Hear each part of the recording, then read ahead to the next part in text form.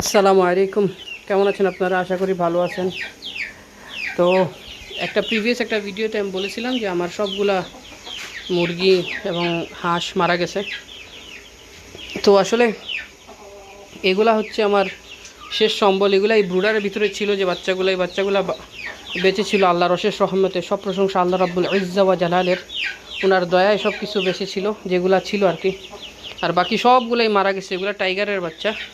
এই যে উপরে আমার দেশি কিছু বাচ্চা আছে, প্লাস ফাউমি ক্রস আর কিছু তিতির আছে। আর এই জোড়াটা আমি নতুন আনছি কিনে। এই জোড়াটা আল্লাহর অশেষ মেহেরবানিতে এই জোড়াটা আমি নতুন কিনে আনছি। যারাই দেখবেন একটু কষ্ট করে মাশাআল্লাহ বলে দিবেন, আপনারও যাতে ক্ষতি না হয়, আমারও যাতে ক্ষতি না হয়। আর এই খাঁচাটা আমি নিজের হাতে বানাইছি। এটা এই যে নিচে বিষটা পড়ে যায়, পানি মারলে তারপর ধুয়ে এই ড্রেনেজ সিস্টেম দিয়ে চলে যায়। এটাও সেম, এখন এইভাবেই পালবো। আর এই হচ্ছে আমার দুইটা হাঁস অবশিষ্ট আছে। আর এইগুলা হচ্ছে আমার ককের বাচ্চা। আমাকে লেয়ার বইলা ধোকা দিয়ে দিছে আর কি। যাই হোক, আল্লাহ ওদের ভালো করুক। এটা আমাকে বলছে লেয়ারের বাচ্চা, ওই যে ফেরিওয়ালা যেগুলো, ওগুলো আমি চিনি না, তো প্রথমবার পালতেছিলাম। ককের বাচ্চা দিছে, আলহামদুলিল্লাহ, খারাপ না, সমস্যা নেই।